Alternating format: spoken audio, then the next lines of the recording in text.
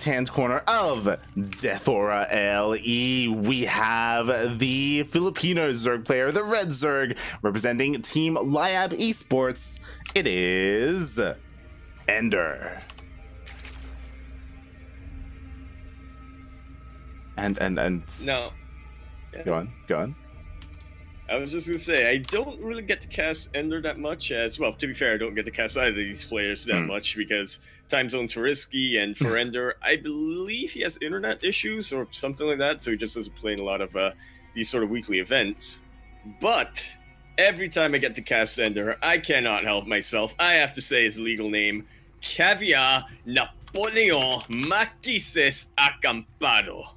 It is up there with Max Angel. It's beautiful. It's one of the... Oh, yeah, we'll see. I mean, again, there are a lot of leftover Ling Bane for RiSky, and he's just going across the map, surrounding all the roaches. Indeed he has. He has been able to find EnDerr right at the correct moment, right at the correct position to catch all of these roaches off guard, but it still wasn't enough. EnDerr, he had enough leftover Lings to be able to chase that away from RiSky, and now he's going full foot on the pedal right now. Like, look at the difference in his army supply. But RiSky, I think he has bought himself enough time. We'll see. I mean, the Spine is going to finish up, and he is producing his own roaches, but again, the Spine is at the natural. It looks like EnDerr, he's going for the third, and RiSky realizes this, so he evacuates. He does evacuate, but that's still a lot of roaches that are coming up for our blue Zerg player light. And EnDerr, he's trying to force this, but I feel like there may just be a little too much with these queens right now for RiSky. EnDerr, he's got to pray for the best Baneling connections of his life. Exactly. Like, there's so many queens, so many transfused energy as well. He's trying to focus down the hatchery. And he will be able to get it, but at what cost? That actually, not that much, to be honest. Brewlings are chasing down a couple of these roaches, but these are still roaches from both of these players. EnDerr is able to make it out of there, and sure, RiSky has caught up in the roach count, but now EnDerr, he's up an entire base, really controlling the flow of the game right now. Exactly. That's what I was about to say. I love the way that EnDerr has just been dictating the pace of this game, just forcing RiSky to react to him, and RiSky just hasn't been able to keep up. Again, EnDerr has been one step ahead, and even these Lings sneaking into the main. And it is doing so much. Meanwhile, EnDerr is pushing out across the map. Sorry, RiSky is pushing out across the map. Looking to deal some damage, but he's losing his Ravagers. Yeah, a little bit mistimed here for RiSky. Sending the Ravagers a little bit too far forward, and EnDerr, absolutely no fear, jumps right on top of them. Exactly. What even is getting caught out of position, am I right, Light? Right, and I'm so surprised because I'm pretty sure RiSky started Lair earlier, but he canceled it because I was so shocked that he wasn't working on it. So already restarting that Lair, EnDerr, he already has it. He's working on roach speed. He's going to be working on +2 as soon as he can. And RiSky, like, he can't engage. Like, all he can do is like just try and pick up Overlords wherever he can. And it does slow down EnDerr to an extent here, but I'm just looking at the Galil Reconstitution about to finish researching Light, and yeah, once that's done, it's hard to imagine EnDerr not pouncing on top of RiSky.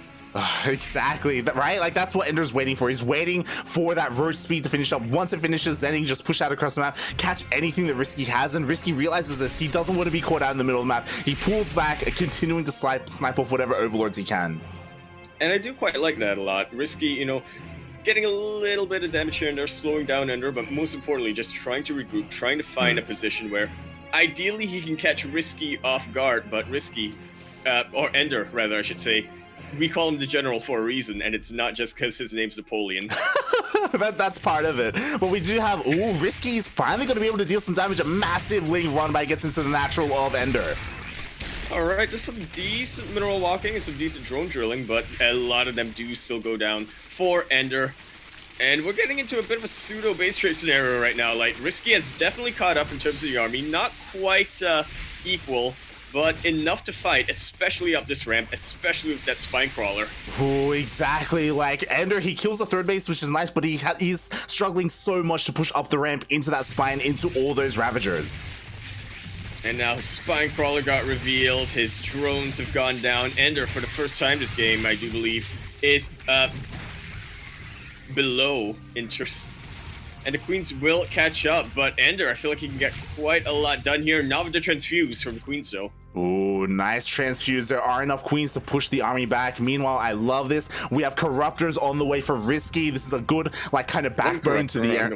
One corruptor, that's the thing. There are 12 more mutas, so I guess the corruptor may have just been a misclick.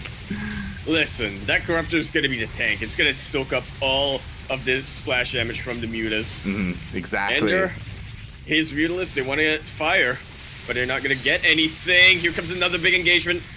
The army of EnDerr not quite fighting as one, but the Mutalists are doing a lot to harass. RiSky has a better anti-air right now, but his Muta count is starting to go down. GG is called, and EnDerr takes game. Plays.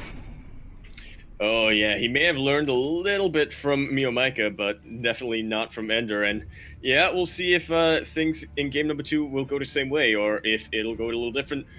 But till then, we are going to spawn in onto Romanticide LE, where in the top left-hand corner of the map, spawning all the way in the top left-hand corner, we have the Blues player coming down to represent the land of New Zealand. Currently teamless, we have the Blues. We have RiSky. And...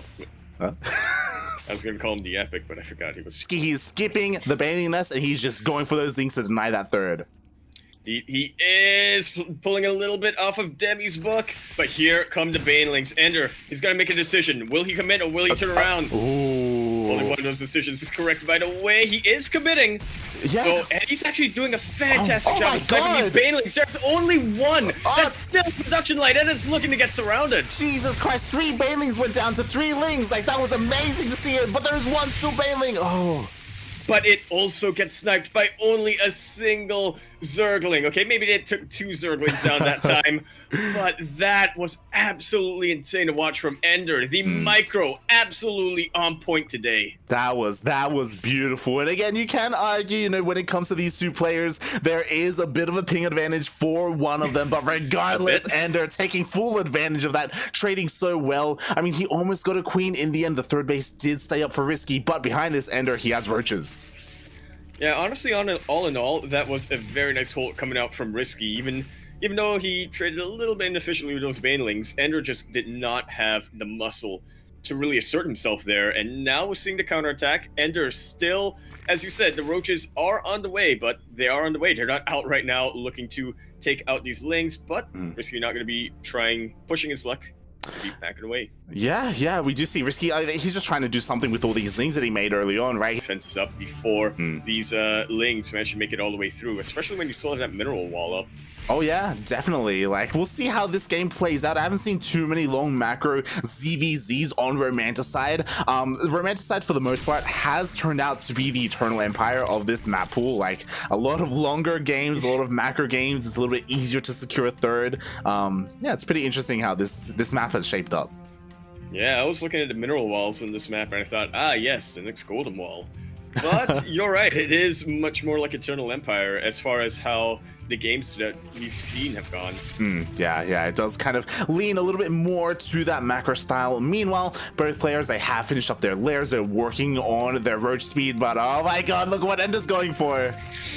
He will still kind of need that roach speed, but not to go across the map. EnDerr, he is just looking to really catch RiSky off guard right now. Yeah, I'm just trying to see what would the best ideal position for this Nidus, as EnDerr, RiSky is looking to expand. He is going for another base, and oh, does he see it? He sees it with his Overseer.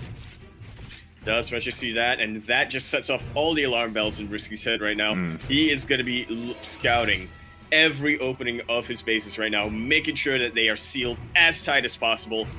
But was this a fake out from EnDerr? No, it was just a reinforcement. Interesting. Nidus. Yeah, so there are a couple of ways to go about this, and RiSky, he does spread out all his overlords. He doesn't want some random Nidus, and it's forcing all the supply to be in the main.